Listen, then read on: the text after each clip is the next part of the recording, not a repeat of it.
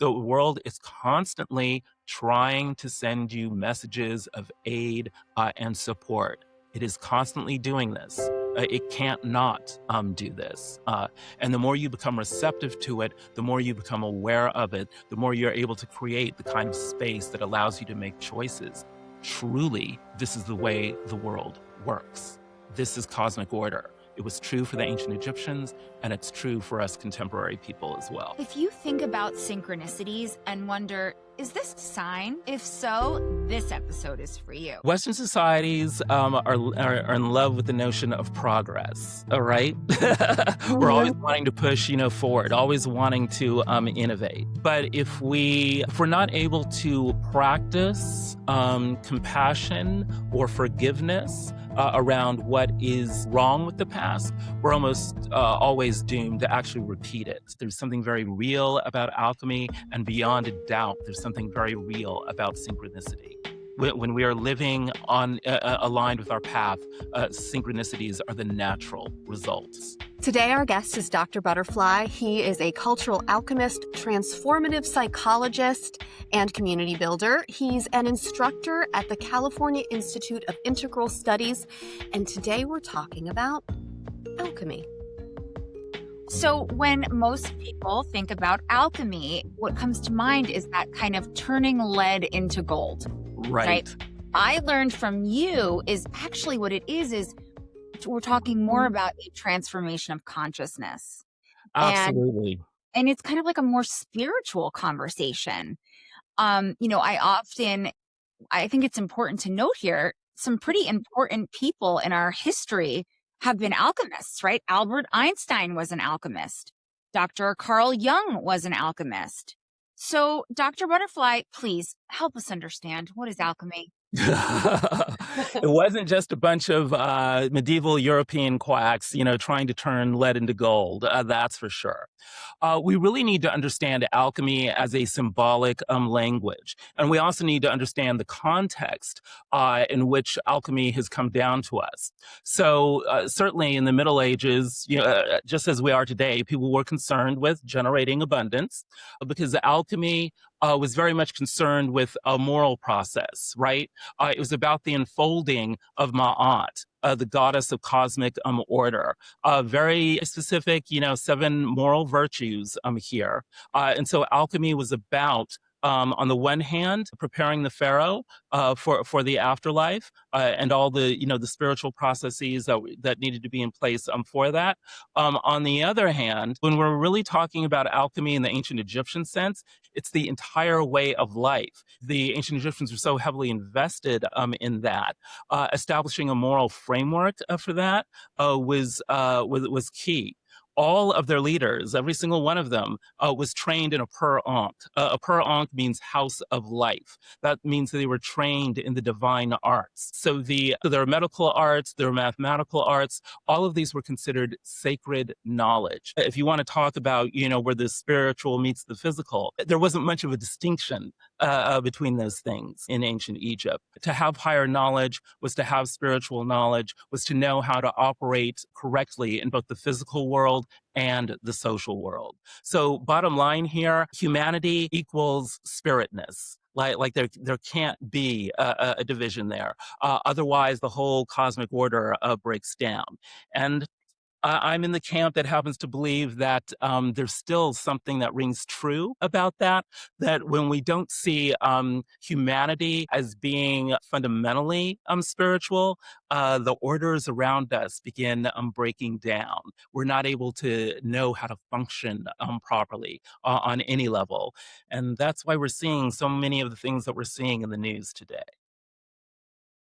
I heard you mention the shadow in your last bit there. And when we're talking about leadership, I often think, these leaders have not done, right, the shadow work that is necessary to really, be an effective leader.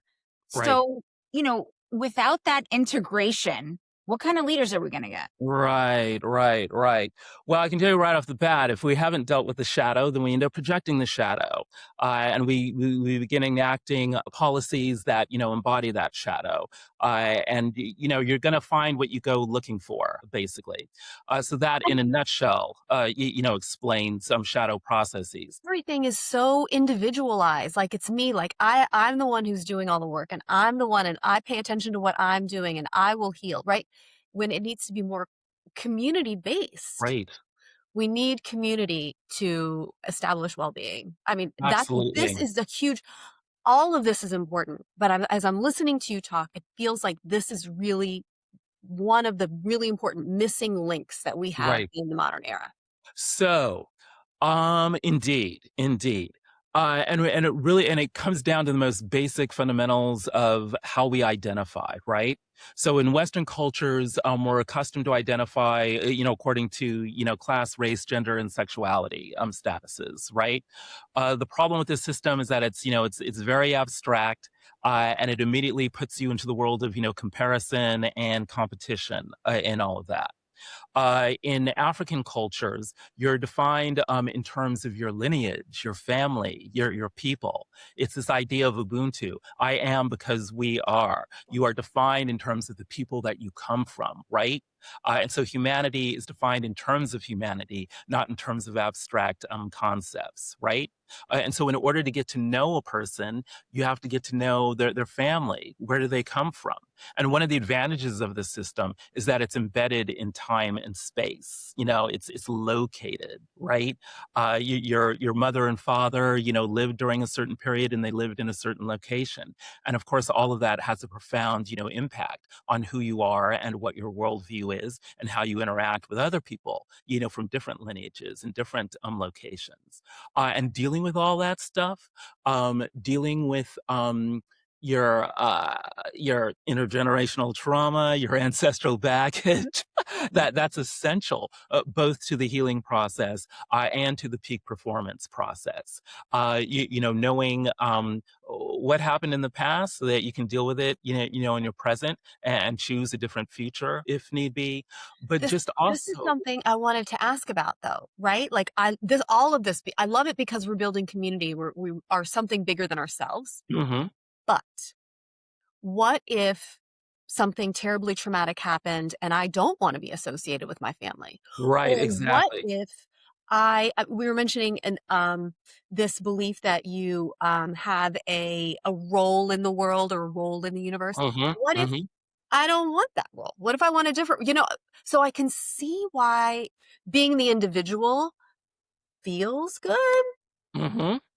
So how do we square that circle? We may have issues with our parents, but maybe the grandparents have clues, to what we need. I sometimes think, resonances skip generations, and so, I remember someone told me once, look, if you manage to live through, year 18 of your life, then your parents did a great job. Even if they were totally, horrible people, their number one job is just keeping you. And, people try to think of their workplaces, as families. It just speaks to a yearning for deep family connection. And for those, for those who have deep family love, the kind of correct family love where you're properly nurtured, there's nothing like it, right?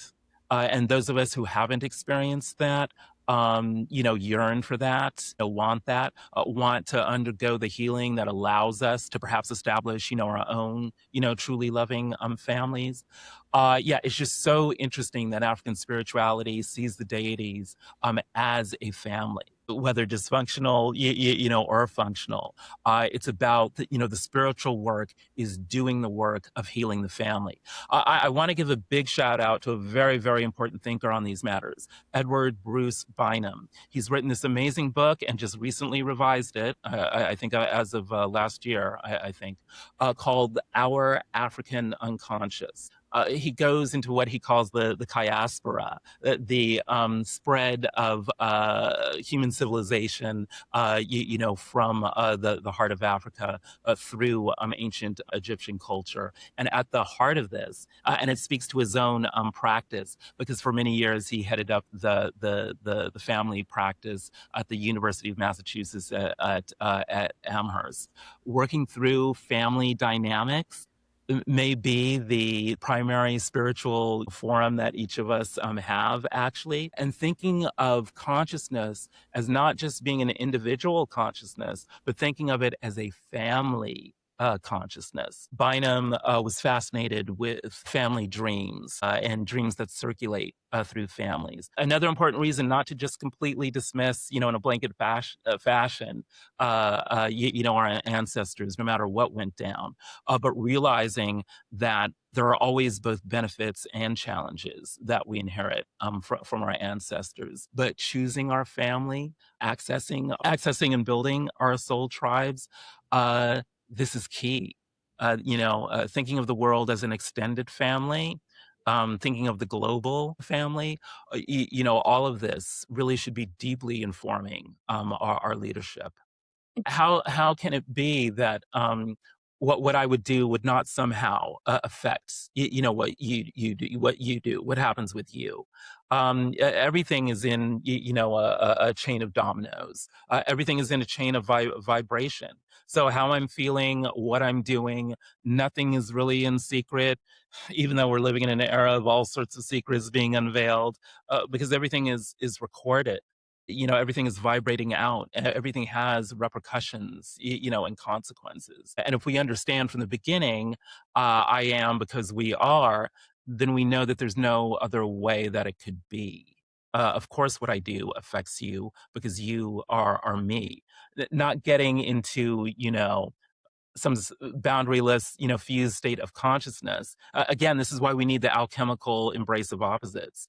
Um, I can be me, and you can be you, and we can still be a we. We can still be, composed of each other. It's not like where we get into trouble is when we're putting in these hard and fast boundaries that really can't be, hard and fast. We do have to recognize, where we're delusional about that.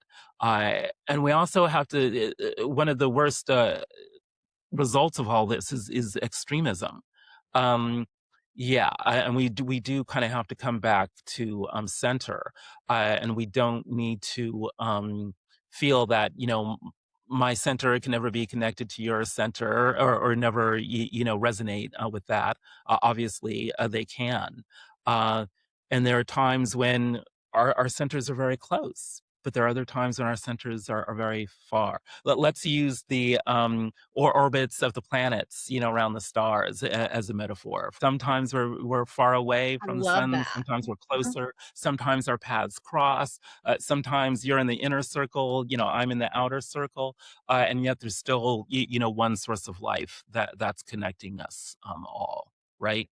So yeah, Ubuntu, I am because we are. It's central, and it has to become foundational for us. It's from out of there that we learn how to navigate the universe, how we figure out who we truly are, who others truly are, and how we should relate to each other.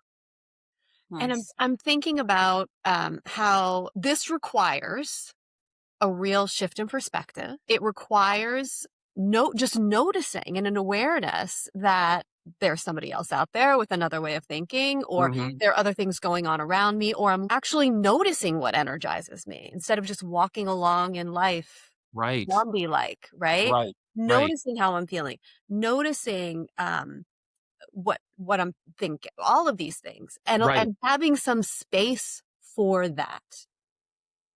Absolutely. We have to think in terms of process, and practice. It can be so overwhelming. Those of us who have been, spiritually seeking for a while, we all know about the phenomenon of, workshop hopping. I wanted transcendent enlightenment, in 3 days, at this spiritual center, but it didn't happen. So guess what? I'm gonna have to go to the next spiritual center, for my next, 3-day injection of enlightenment.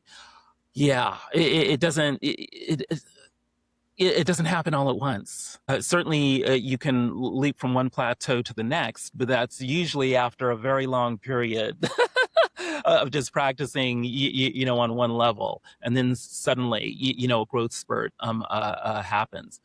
But creating the time and space through some kind of physical action, like creating an altar, was one practice, for sure. Um, Trying on this new way of identity rather than listing all your social categories. How about just practicing this? And I'll practice it for you here right now. I am the child of Aurelia Williams of Albuquerque, New Mexico, and Wellborn Williams of El Paso, Texas. Right? For me, that is a complete statement of identity. Everything you need to know about me is included in that formula. So say to yourself, I am the child of my mother from such and such a place and my father from such and such a place, and then let that be your cone. Just contemplate on that. Contemplate all the mysteries of that. Who really was your mother? Who really was your father? And if you're totally alienated from them, or perhaps your biological mother and father, didn't raise you, substitute your other very important, caretakers from your life. But pretty much everything you really need to know about your life is in that one sentence. It really is.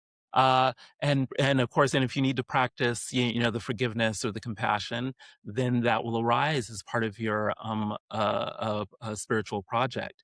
On the other hand, many people were raised correctly and have beautifully, deep, loving relationships with their parents.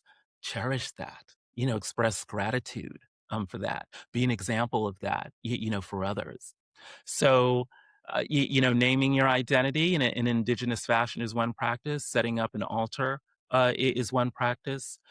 Going through your 7 alchemical steps, from fire all the way to, the mystical marriage, the community. Apply that formula to whatever challenge you have, in front of your life, and uh, miracles can result. Here's the thing, my friends. Synchronicity. How you know this stuff is actually working? Synchronicity. Alchemy is a synchronicity machine. It's Ooh. about, putting yourself in the flow of the cosmic order, right? So the ancient Egyptians believed they didn't have the notion of the bounded separate self, right? So inner space was outer space for them, and so whatever was going on inside was reflected, outside. Whether it was worshiping, the local deity at the temple, or whatever sort of madness, was erupting, in the out on the farm that they were tilling, or whatever. They believed that the outside world could speak to them and send them messages directly. Now, my friends, if we believe, that the separate self, is an illusion, then yes, our inner space is going to reflect in our outer space. If we believe that maybe the world is trying to help us rather than harm us, Mhm. then we can begin looking for and appreciating the messages that the world is constantly bombarding us with, either on social media or off social media. And these can guide us. We know what resonates for us, and we know also what doesn't resonate for us, right? Go with what resonates for you. The world is constantly trying to send you messages of aid and support. It is constantly doing this. It can't not do this. And the more you become receptive to it, the more you become aware of it, the more you're able to create the kind of space that allows you to make the choices that get you what you want, whether it's healing or peak performance. Truly, this is the way the world works. This is cosmic order. It was true for the ancient Egyptians, and it's true for us contemporary people as well. Amazing, right? Dr. Butterfly, would you like to be our third co-host on Connected with Jen and Shannon? Because, oh my Dude, God, that is amazing. so interesting. And, Jen and I are like obsessed with synchronicities. I think that is so cool. It's like kind of when you really understand what that means and you experience it and you embody it, it is a wake up moment. This is how I really got into alchemy, because I do have the PhD, and that was wonderful. But what really kind of kickstarted it for me was my MFA program, because I'm a performance artist, as well. I took this course. It was a very special place that I went to art school. It was based on Jungian symbolic process, and of course, Jung was an alchemist. I took a course on alchemy, and I just couldn't help but notice every single week these undeniable synchronicities, these so-called, coincidences were happening to confirm, whatever I was thinking or feeling at the moment. And so one of my motivations for actually getting the PhD was like, hold it, there's something going on with Jung and alchemy here. I really need to get to the bottom of this process. So, yeah, it just proved for me beyond a doubt that what Jung was saying was true, that there's something very real about alchemy, and beyond a doubt, there's something very real about synchronicity. When we are living on aligned with our path, synchronicities are the natural result. Carl Jung said that there are no coincidences. Mm. This is an orchestration. So what I want to ask, when these synchronicities kind of come up, like, what is it a sign of? That we're on the right path, that we're living in alignment with the universe? Like, they are undeniably in front of us all the time. And, awareness is part of that. But what does it mean? I mean, I generally think it means, well, you're on to something, right? Right. It We're on means that that path. it means that you're on your path. Now, we need to keep our wits about us, especially when we're dealing with the spiritual world, because synchronicities can also be warnings, right? So it's not like, oh, the synchronicity unfolds, the revelation has been made, and I no longer have to worry about anything because I've been told what to do. That's not how it works. We're always in a dance with reality. We're in a dance with a reality here. And the thing about symbols is that they're multivalent. They mean many different things. When a synchronicity happens out there, it's also happening, to other people, right? And the message it's giving to you, it may be very different from the message it's giving to, to someone else. So we have to enter into a process of contemplation, meditation, realize that we're in a process, not just a one deal kind of product thing. We have to put it in the context of everything else that is happening in our life. Okay, the synchronicity, says I should move to, Tahiti, but, I'm also responsible for, my family. So we have to, we have to balance things here, right? Right. Um, and again, I want to reiterate, synchronicities can be encouragement, but they can also be warnings, right?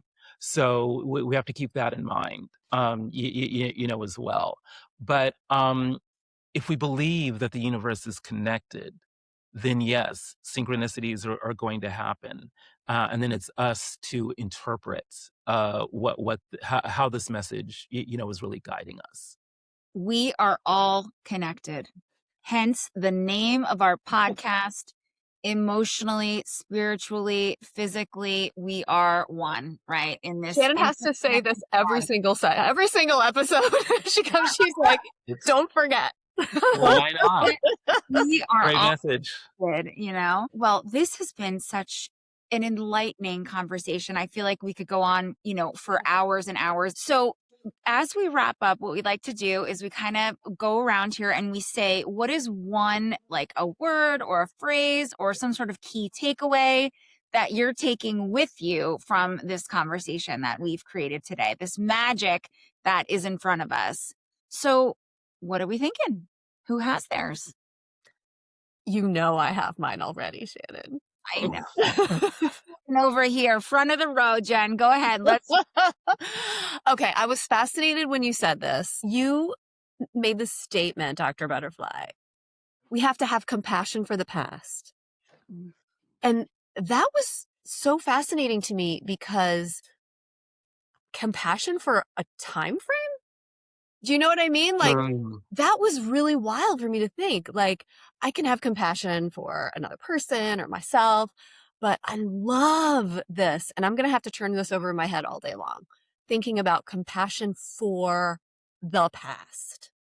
I love that. And you also, in the same vein, you also mentioned we should acknowledge what's going on behind us and in front of us. And that's a different concept too.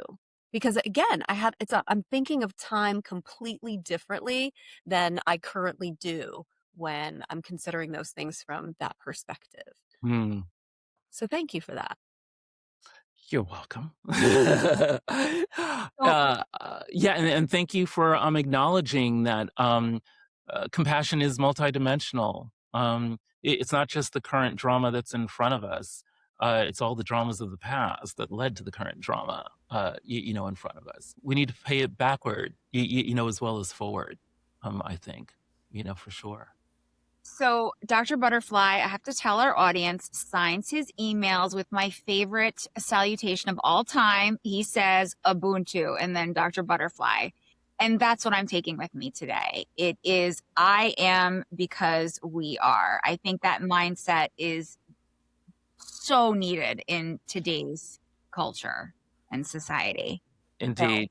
I am because we are, my friends. Indeed, indeed. I want to leave us with thinking about an entity who's so much more than a deity and is still very much relevant, and that's Ma'at, the ancient Egyptian goddess of cosmic order. She was all about, truth, justice, harmony, balance, order, reciprocity, and propriety, right? The seven basic moral concerns of that culture. I also I want us to think about how she was depicted. She's usually kneeling with her arms in front of her, and her arms are wings, and she has a feather in her cap. I want us to just contemplate that image. She's the archetype of the angel, really. The winged human. She could fly anywhere, take you anywhere, so long as you were right. With the cosmic order. Let that be your feather in your cap. Oh, and of course, also in Egyptian culture, the afterlife ceremony, the weighing of the heart. Your heart needed to be as light as a feather in order to gain admission to the afterlife.